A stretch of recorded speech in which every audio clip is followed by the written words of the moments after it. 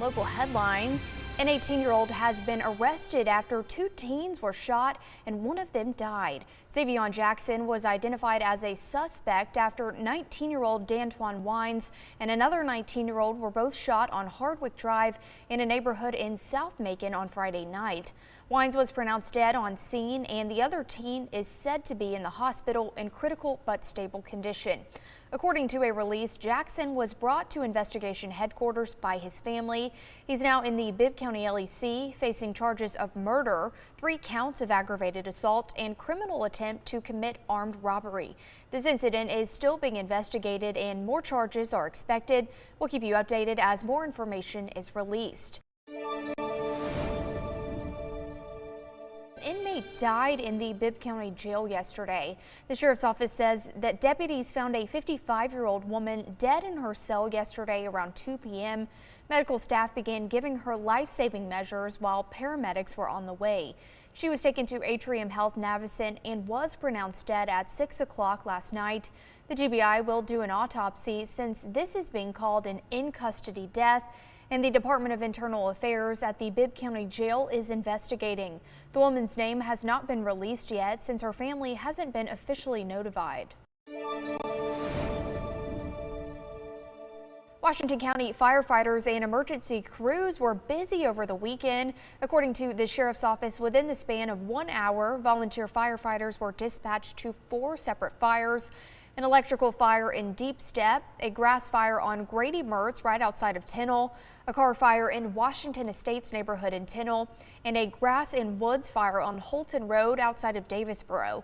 No one was injured during any of these incidents. During this time of wintry weather here in Middle Georgia, resource shelters are open for unhoused people. In Warner Robins, Haven Hope House is open from 6 p.m. until 8 a.m. They also have a shuttle service that will drive around and pick up people in the community. In Macon, the Hello House at the Brookdale Resource Center will allow guests to stay until 11 a.m. Other days, people can stay from 4 p.m. until 8 a.m. And the Salvation Army's Warming Center is open every day. Intake sessions beginning at 4:30 p.m. for women and families and 5 p.m. for men. Officials taking a crucial vote tonight on a new land use amendment that would allow large data centers in the Grizzleville Industrial District. All 5 commissioners unanimously voted to amend the comprehensive land development resolution to create section standards for data centers and allow data centers as a conditional use in the M2 district. A vote that misaligned with the vast majority of constituents in the room tonight. The decision comes after the Planning and Zoning Board recently recommended approval of the text amendment, which includes some setbacks, buffers, noise, and decommissioning provisions, but it comes as the county's 90-day moratorium on data center applications is about to expire. And while many in attendance wanted to extend the moratorium, that request was moot after commission's vote. How many human lives are you willing to devalue in the name of money? The way forward to ease everyone's minds was very simple, an extension of a moratorium, so that the issues being discussed tonight by experts. We had so many expert witnesses come and relay serious concerns, and they were all brushed under the rug with the statement of, we've done a good enough job here. We have a few different options that we're holding on to, and we'll decide what we're going to do next. Well, in a shock to many in the room, one commissioner actually proposed raising the decibel level data centers could emit.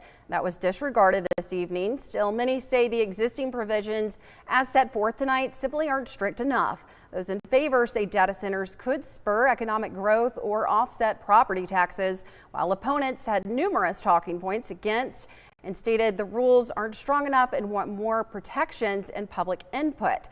More on this story in the coming days. Well, happy Monday, everybody. What about that snow around Middle Georgia? Yesterday morning was a beautiful sight, but that is since out of here, and we're back to sunshine for today.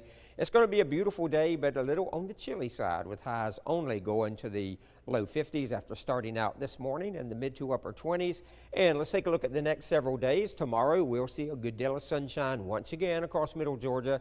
So no rain or snow in the forecast tomorrow either, getting up to the low 50s once again, and perhaps maybe a few more clouds as we get into Wednesday. So we'll call Wednesday right now mostly cloudy, but it looks like most of the rain will be staying off to our west.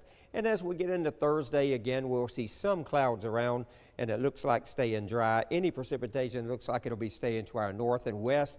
And as we get into Friday, perhaps a few little isolated showers, but I think our best chance of rain comes in here over the weekend as we're watching another frontal system that will be approaching middle Georgia. That'll bring some showers around on Saturday, and even on Sunday we could see some showers sticking around. So let's talk about the cloud cover now. Today it's going to be a beautiful sunny day with all those blue skies out there. Tomorrow perhaps a few clouds floating by, and then we'll see more clouds as we get into Wednesday through Friday. But again, I just don't see a whole lot of rain this week. I think for the most part, very slim rain chances.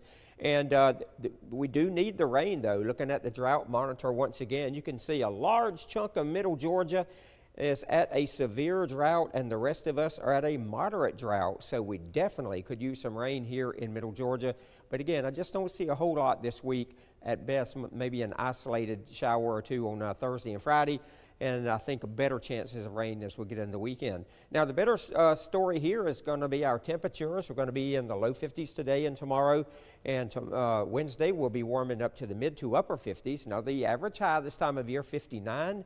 So look at this. As we get into Thursday and Friday, we'll actually go back into the 60s, which means we'll go back a little bit above average. But that will be short-lived.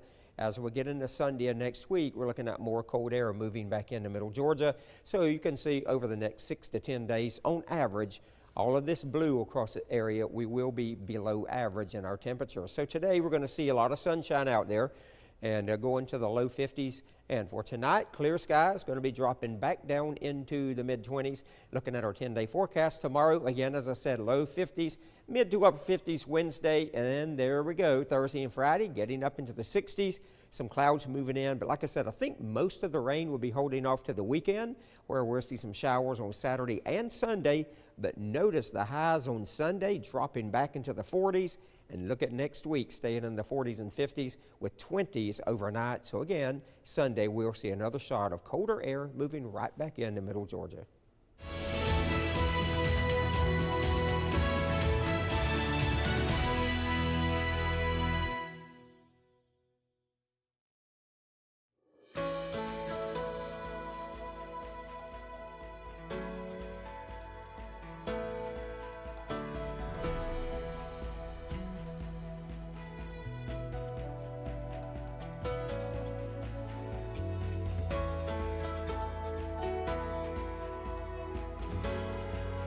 United. Urban Meyer built college football dynasties. Football is a way of life. Mark Ingram II ran his way to a Heisman. I'm gonna do the rest of the show with this thing. Rob Stone calls it like he sees it. This is the Triple Option, where legends tackle the biggest headlines in college football and the NFL with guests who don't hold back. You're not winning with that owner. Wow. It's football talk that hits harder than game day.